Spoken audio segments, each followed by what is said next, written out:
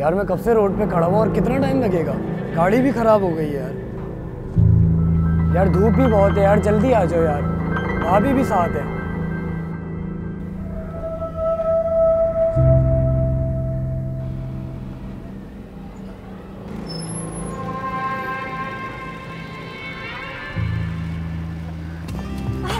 आ गई मैडम आप? जी आ गई। आपसे मिलने के लिए ना बहुत पापड़ बेलने पड़ते हैं। सिर्फ आप ये कारनामे नहीं कर रही हैं, मुझे बहुत सी मुश्किलात का सामना करना पड़ता है। चल भाई। अच्छा जी, कौन सी मुश्किलात का सामना? हाँ बताएं जरा मुझे। और ये आपकी बाइक कहाँ है? रिक्शे में लेने क्यों आए हैं मुझे? यार क्या बताऊँ, बाइक खराब हो गई, वरना कौन कमबख्त इतनी खूबसूरत लड़की को रिक्शे में घुमाता है। बस रहने दो, ज़्यादा ना मक्खन लगाने की।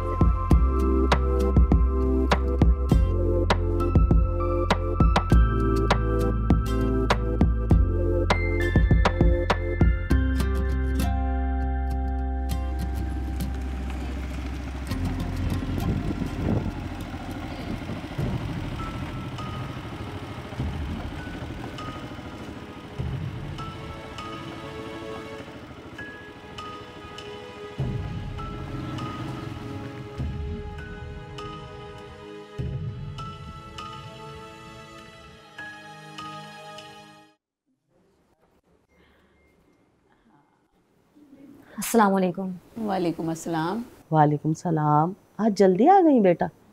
अम्मी आज हफ्ता है। अरे हाँ, देखो जरा, इतनी तेजी से वक्त गुजर जाता है, पता ही नहीं चलता। ये बात तो तुम बिल्कुल ठीक कह रही हो, ऐसा ही है। अरे बहन, यहाँ तो अब सालों का पता नहीं चलता और उम्रें जैसे चेहरों पर नजर आती हैं। बच्चियों की उम्रें तो जल्दी बढ़ती नजर आती हैं, कुछ पता ही नहीं चलता। हाँ वही तो कह रही हूँ।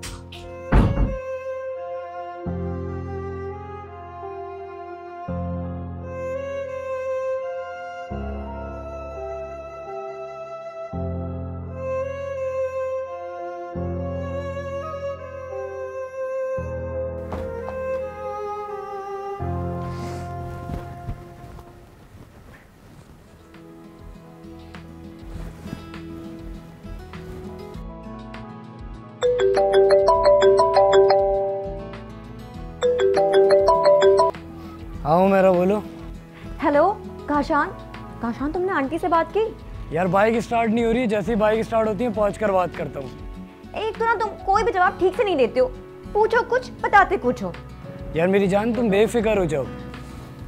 अच्छा सुनो ना काशान, वो ना रिश्ते वाली आंटी आज फिर अम्मी के पास आके बैठी हुई हैं। यार तुम फिक्र क्यों करती हो? इससे पहले वो कोई रिश्ता दिखाएं, उससे पहले मेरी अम्मी तुम्हारे घर पर होंगी। सच? हाँ मेरी जान, सच। अच्छा सुनो, लगता है कोई आ रहा है, मैं तुमसे बाद में बात करती हूँ, ठीक है? अल्लाह हाफिज। बाजी मैंने कुछ कहा था आपसे, आप भूल गई ना? क्या कहा था? यही कि मेरे लिए खाने में कुछ लेती आना।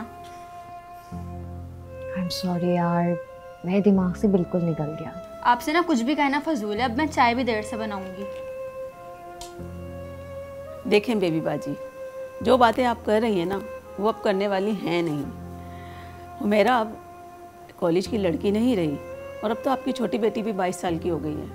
अरे नहीं, मैं ये नहीं कह रही, मेरा मतलब था मुझे मालूम है अपनी बेटी की उम्र के बारे में, बस तुम अल्लाह का नाम लेके उन्हें भेज दो। ठीक है, लेकिन आप इस बात का ख्याल रखिएगा कि आपकी छोटी बेटी उनके सामने ना आए, वरना नुकसान खुद उठाएंगी आप। हाँ ठीक है, जैसा तुम कहो। अच्छा चलो अब मैं चलती हूँ, ठीक है? चलो ठीक।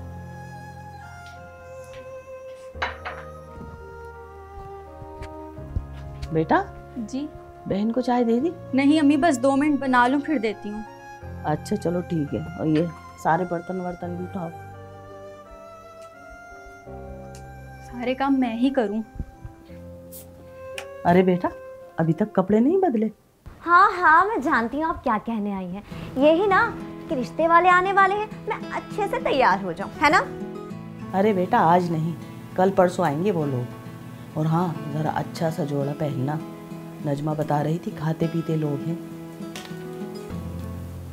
अब तुम जल्दी से तैयार हो जाओ, मैं तुम्हें गर्मा गर्म चाय पिलाती हूँ, ठीक है?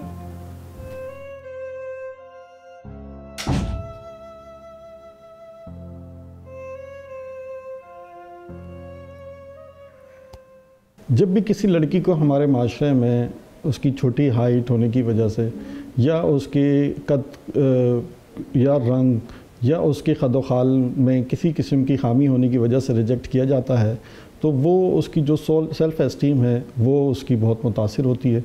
उसके अलावा उसमें कुछ एंजाइटी क्रिएट हो जाती है, डिप्रेशन का शिकार हो जाती है। उसके अलावा वो सोशल विड्रॉवल का भी शिकार हो जाती है और वो मुख्तलिफ़ किस्म के जो समाजी जहाँ पे उनको तकरीबात को अटेंड करना होता है वो उनको अवॉइड करना शुरू कर देती है।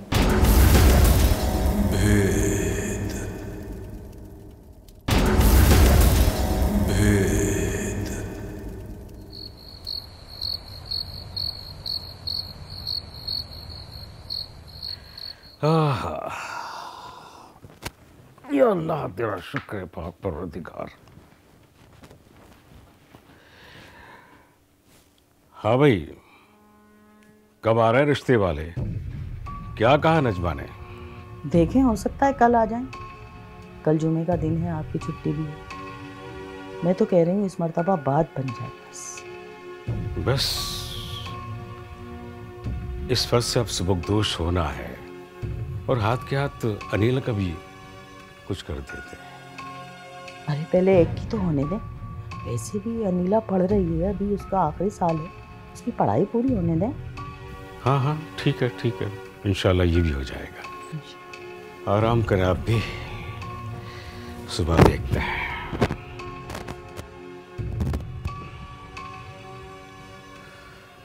अल्लाह अकबर।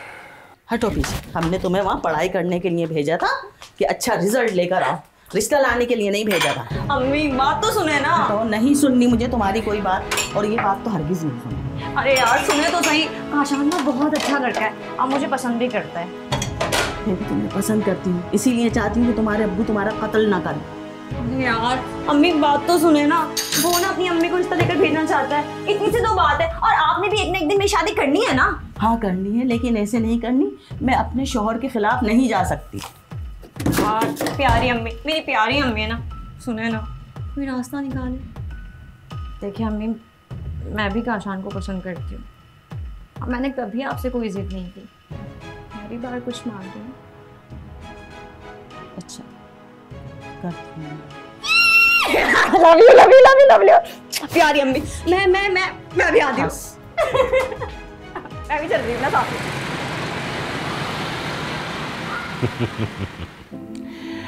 अच्छा बेटा, ये बताइए कि क्या करते हैं आप?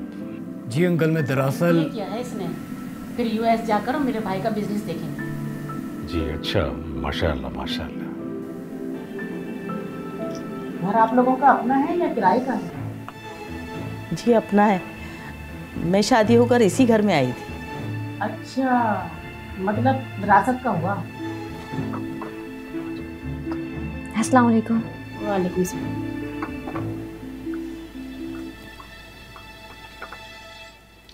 अब्बू। शुक्रिया बेटा।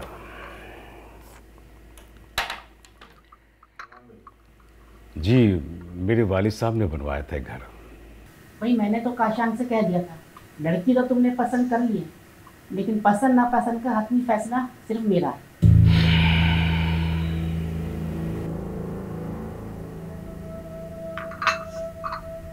काशान तुमने बताया नहीं था मुझे शुगर है। ये बच्चे भी सारा दिन ना मोबाइल में ही लगे रहते हैं, काम की कोई बात पहुंचाते ही नहीं। जाओ बेटी, एक कप फीकी चाय बना लो। जी अम्मी। नहीं बहन रहने दो। अच्छा तो ये ले ना। अच्छा बेटा, ये खाए ले। नहीं मैं बाहर की चीजें नहीं खाती। अम्मी ऐसा तो कुछ भी नहीं हुआ ना, आप लोग ऐसे ही बात बढ़ा रहे हैं। बकवास बंद कर, करवा दी ना बेइज्जती। अम्मी काशान ऐसा नहीं है, वो बहुत अच्छा लड़का है। अच्छे का अचार डालना है। उसकी माँ को देखा क्या सुलूक करके गई है हमारे साथ। कितना समझाया था कि कोई ऐसी बात ना हो कि तुम्हारे अब्बू को शक हो, मगर तुमने मेरी एक ना मानी। अच्छा मैं कहूँगी ना काशान को, वो समझा देगा अपनी अम्मी को। अब क्या फायदा समझाने का जब मना हो गया। क्या? इनकार कर दिया है उन्होंने, और पता है क्या कह के इनकार किया है? आपकी बेटी का कोई जोड़ नहीं, कद में छोटी है मेरे बेटे के साथ, ये कहा है। आइंदा से 2 कौड़ी के लोगों को मेरे घर मत बुलाना। कोई खानदानी लड़का देखो और हुमैरा की जल्द से जल्द शादी करो। इससे ज्यादा मैं नहीं सह सकता जितना सह चुका हूं मैं। जलील होने का दुख इतना ज्यादा होता है कि मोहब्बत के नाम लेने का दुख कम लगता है। काशान की माँ ने जो किया वो तो सिर्फ शुरुआत थी। मेरी तालीम, मेरी तमाम तर सलाहियतें, मेरी तरबियत, सबका सब मेरे कद छोटे होने की वजह से दब कर रह गया था। मैं थी और फिर रुसवाई का ना ख़त्म होने वाला सिलसिला। इस सोच को बदलने का सबसे इफ़ेक्टिव तरीका, एक तो स्कूल्स में हमें अपने बच्चों को ये सिखाना चाहिए कि ज़ाहिरी शक्ल व सूरत ही ज़्यादा इम्पोर्टेंट नहीं होती, उसकी जो दूसरे सलाहियतें हैं बच्चों की वो बहुत इम्पोर्टेंट होती हैं। तो बच्चों को सेल्फ़ वर्थ की अहमियत का अंदाज़ा होना चाहिए। इसके अलावा मीडिया को भी हमारे यहाँ इस तरह से रोल प्ले करना चाहिए कि वो ख़वातीन को इस तरह से पोर्ट्रे करे कि उसकी शक्ल व सूरत की बुनियाद पे ना हो, बल्कि उसकी सलाहियतों की बुनियाद पे हो और उसमें जो खूबियाँ हैं उनको उभारा जाए और उसके मुताबिक जो है वो उसको प्रेजेंट किया जाए। इसके अलावा फैमिली को भी अपने बच्चियों को सोशली सपोर्ट करना चाहिए, उनकी खूबियों को उजागर करना चाहिए और उनकी खामियां जो हैं उनको बहुत ज़्यादा आइडेंटिफाई करके किसी किस्म की एहसास कमतरी का शिकार नहीं करना चाहिए अपनी बच्चियों को। हाँ सही कहा आपने, बस यही चल रहा है आजकल। और आप बताएं क्या मसरूफियात है? अरे देखो ज़रा, हम भी कहाँ की बातें लेकर बैठ गए। और सुनाओ बेटा, आपने कहाँ तक पढ़ा हुआ? जी, मैंने ग्रेजुएशन किया है। माशाल्लाह, गुड। जी जी बहन जी, उसका नाम अनीला है, हुमैरा की छोटी बहन। नहीं नहीं, ग्रेजुएशन तो उसने, अच्छा मैं कह अच्छा चलिए ठीक।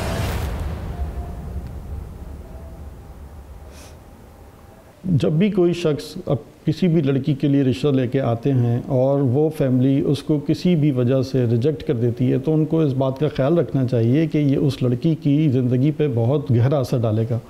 उसकी अपनी सेल्फ़ वर्थ में उसको बहुत परेशानी होगी, वो माशरे में एडजस्ट होने में परेशान होगी। और ये उनको भी सोचना चाहिए कि ये जिस तरह से वो किसी बच्ची में कोई ख़ामी तलाश कर रहे हैं या उसको बता रहे हैं, वो उनके बेटे में भी वही ख़ामी हो सकती है। तो इस बात का ख्याल रखना चाहिए कि इस किस्म की कोई भी ऐसे अल्फाज इस्तेमाल नहीं करने चाहिए जिसकी वजह से किसी की दिल आज़ारी हो।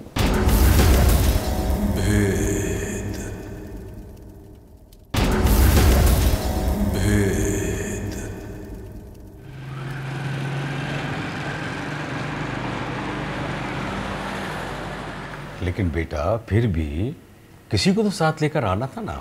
अंकल मैंने बहुत कोशिश की लेकिन मामा और बाबा की फ़्लाइट ही नहीं हुई, और वैसे भी आंटी के साथ आपकी कमिटमेंट तो हुई थी।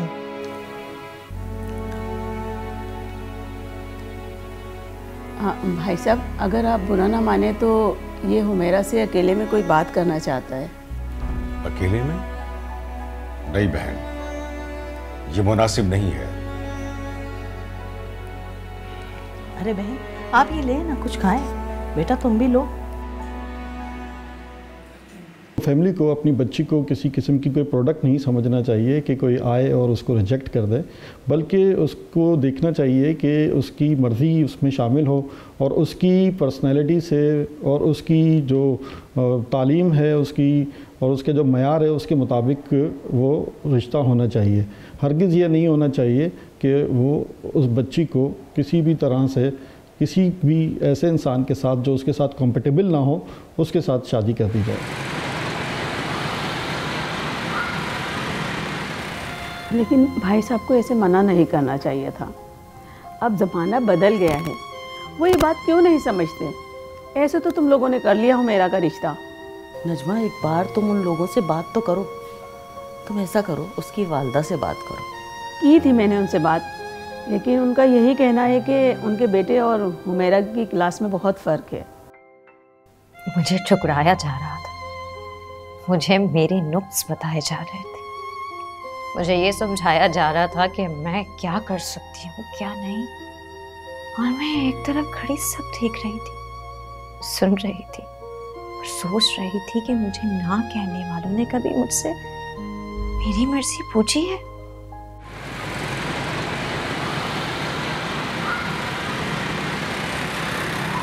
अम्मी मेरी बात तो सुने, अम्मी सुन तो लें।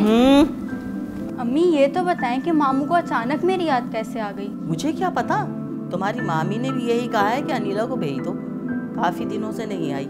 लेकिन जब मेरे कॉलेज की छुट्टियां थी तब तो उन्हें मेरी याद नहीं आई। ज्यादा बकवास करने की जरूरत नहीं है, एक थप्पड़ पड़ेगा अभी। मैंने कह दिया कि जाना है तो बस जाना है। हाँ भाई अनिला, बेटा तैयार हो गई हो?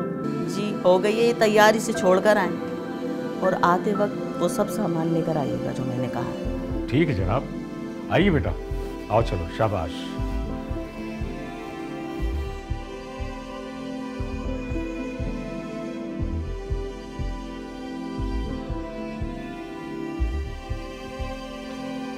अम्मी आप क्यों कर रही हैं सारे काम? छोड़ दे, मैं कर लूंगी। अरे ये मैं सब कर लूँगी, तुम ऐसा करो, अच्छा से कोई कपड़े निकाल कर तैयार हो जाओ, शाम को कुछ लोग आएंगे तुम्हें देखने के लिए, अच्छी सी तैयार हो ना। अच्छा, तो इसलिए आज सारे काम आप खुद कर रही हैं? अरे नहीं भाई, काम तो मैं करती हूँ, ये क्या बात हुई। चलो जाओ, अच्छे से तैयार हो।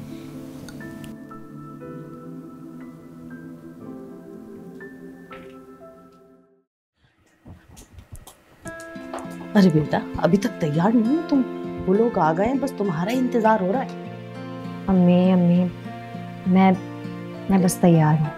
अरे लिपस्टिक तो लगा लो, ये वाली लगा लो, ये बहुत सूट करती है तुम्हारे ऊपर। अच्छा मैं लगा लेती हूँ। और देखो किचन में मैंने सब तैयार करके रख दिया है, तुम सिर्फ ट्रे लेकर आ जाना, ठीक है? अब मैं जा रही हूँ, तुम जल्दी से आ जाओ। और अरे वो हाँ देखो, वो ना तुम हील पहन कर आना, नई वाली, ये पुरानी स्लीपर में पहन कर आना, ठीक है?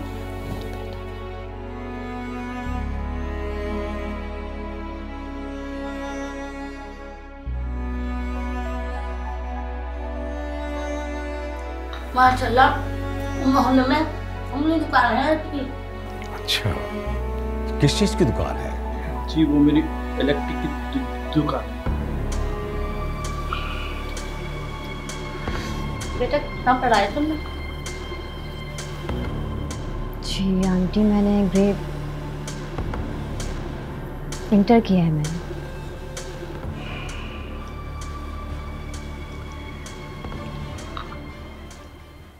हमेशा ये एक हमारे समाज का रवैया है कि उसको हमेशा वो चीज़ें पसंद की जाती हैं जो समाज में एक्सेप्टेबल होती हैं। मिसाल के तौर पे लड़की का रंग गोरा होना चाहिए, लड़की का कद ऐसा होना चाहिए, तो उसको कहा जाता है कि हील पहनी जाए। तो इसमें ये कंपैरिजन जब की जाती है किसी दूसरी बच्ची के साथ, तो इस तरह से बहुत बच्चियों में एहसास कमतरी का शिकार हो जाती हैं और एंजाइटी का शिकार हो जाती हैं, डिप्रेशन में चली जाती हैं। तो इसके लिए तरीक़ेकार ये होता है कि हमें बच्चियों में एहसास कमतरी को कम किया जाए, उसमें उनमें वो तमाम एलिमेंट जिनसे डिप्रेशन को दूर किया जा सकता हो, उनमें सोशल आइसोलेशन का किसी किस्म का एलिमेंट ना डेवलप हो जाए, वो हमें काम करने चाहिए। तो उन लोगों को बहुत ख़ास ख्याल रखना चाहिए जो बच्चियों के अंदर इस किस्म के नुक्स को निकाल कर उनको रिजेक्ट करने का बाइस बनाते हैं।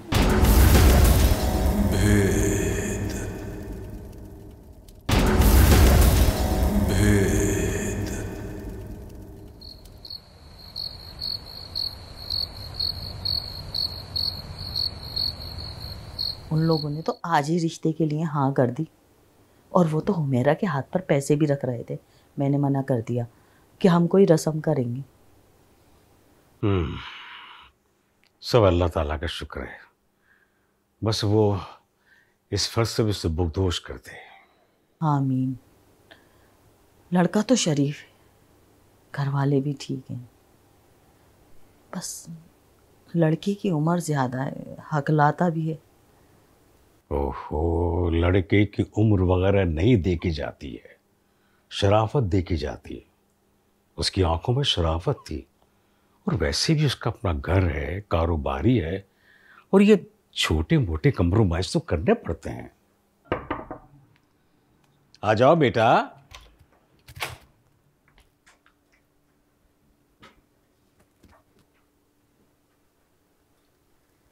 मैं आप दोनों से कुछ बात करना चाहती हूँ। हाँ हाँ करो बेटा, बात क्या है?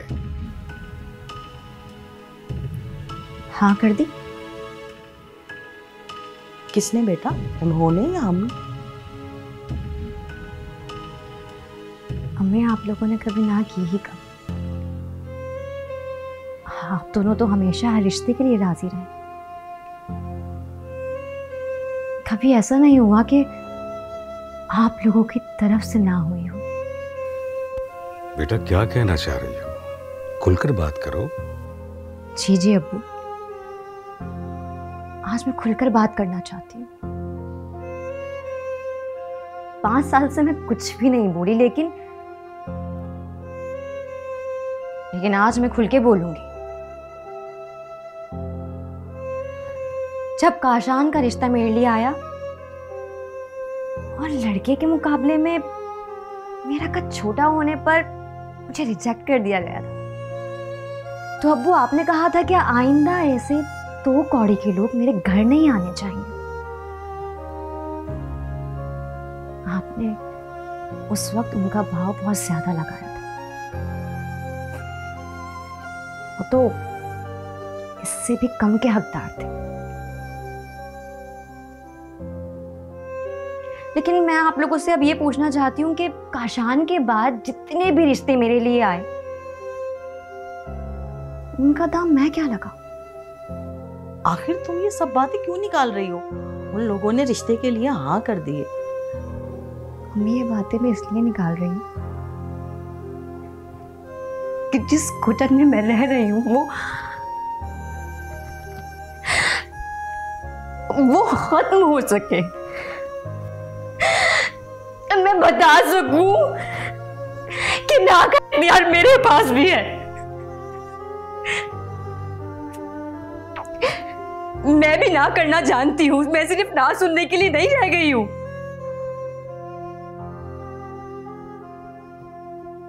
हर रात चलते को आप मेरे रिश्ते के लिए घर ले आए और जवाब क्या मिला? वही जो काशान की अम्मा ने कहा था। हाँ मैं जानती हूं कि तरीके और जवाब अलग अलग थे, पर आप दोनों बताएंगे कि फर्क क्या था? तो क्या मतलब है इसका? तुम रिश्ते से इनकार कर रही हो? जी अब मैं इस रिश्ते से इनकार कर रही हूँ और मैं आप दोनों इस बात की इजाजत देती हूँ कि आप दोनों मेरे लिए रिश्ता ढूंढना बंद कर दें। नीला के लिए रिश्ता ढूंढे कि उसकी जिंदगी चाय की टिवे के नीचे दबके ना रह जाए। लेकिन तुम्हारा ये मत पूछेगा अब्बू कि मेरे पास रिश्ते को ना करने की क्या वजह है, क्योंकि अगर मैंने आपसे ये पूछ लिया ना कि आपके पास इस रिश्ते को हाँ करने के लिए क्या वजह है, तो आप मुश्किल में पड़ जाएंगे। अम्मी अब्बू, मैं शादी करने से इनकार नहीं कर, लेकिन हाँ अब ना करने का इख्तियार मैं अपने पास रखूंगी। मैं जानती हूं शादी करना बहुत जरूरी है, लेकिन इस तरह नहीं।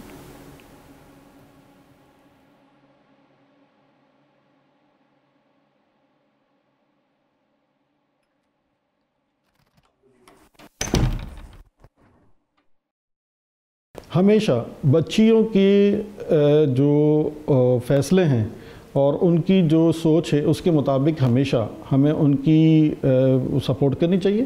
कभी भी किसी किस्म के ऐसे लोगों के साथ जो कि उनके साथ कंपेटेबल ना हो, वो उनके साथ उनकी शादी नहीं करनी चाहिए। उसकी वजह यह है कि वो आज तो इस छोटे से मसले को हल कर लेंगे, लेकिन आगे जाकर ये बच्चियां जब उन लड़कों के साथ नहीं एडजस्ट होंगी तो ये बहुत सारे प्रॉब्लम्स क्रिएट करेंगे उनकी अगली फैमिली लाइफ में, जब वो बच्चों को वो रेस कर रही होंगी और बच्चों के साथ जो है वो अपनी फैमिली लाइफ को बिल्ड कर रही होंगी और अपने इन लॉज के साथ एडजस्ट होने की कोशिश कर रही होंगी, तो वो ये सब कुछ नहीं कर सकेंगी जो कि हम एक बच्ची से, शादीशुदा बच्ची से तवक्का रखते हैं। मुझे इस बात का इल्म नहीं था कि खुद से फैसला लेने का इख्तियार इतना एतमाद देता है। मुझे मालूम नहीं था कि मेरी शख्सियत खोखले लोगों के लिए हुए फैसलों के नीचे दबी हुई थी।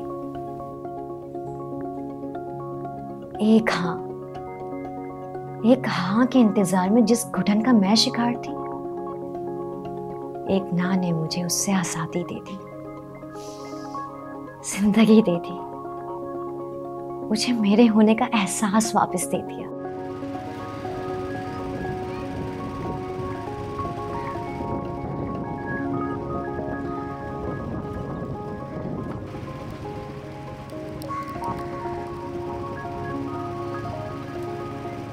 साइकोलॉजी में एक बहुत खूबसूरत तरीका है जिसमें कॉग्निटिव बिहेवियर थेरेपी में कॉग्निटिव रीस्ट्रक्चरिंग होती है, जिसमें ये देखा जाता है कि लड़की अपनी उन तमाम खूबियों पे गौर करना शुरू करे जो उसमें मौजूद है। मिसाल के तौर पे बहुत तालीम याफ्ता है, बहुत टैलेंटेड है, उसमें और बहुत सारी खूबियाँ हैं, तो वो अपनी शक्ल व सूरत कद काट की खामियों को दूर रखते हुए, अपने जहन में दूर रखते हुए अपनी खूबियों पे तवज्जो दे और उन लोगों के साथ रहे जो लोग उसको अच्छा महसूस कराते हैं, और हमेशा अपने आप को ऐसी हैबिट्स में इन्वॉल्व करे जो उसके लिए फ़ायदेमंद हो। मिसाल के तौर पे वो समाजी काम कर सकती है जो कि समाज में उसकी इज़्ज़त अफजाई की जा सकती हो और वो अपने आप को बेहतर महसूस करती हो।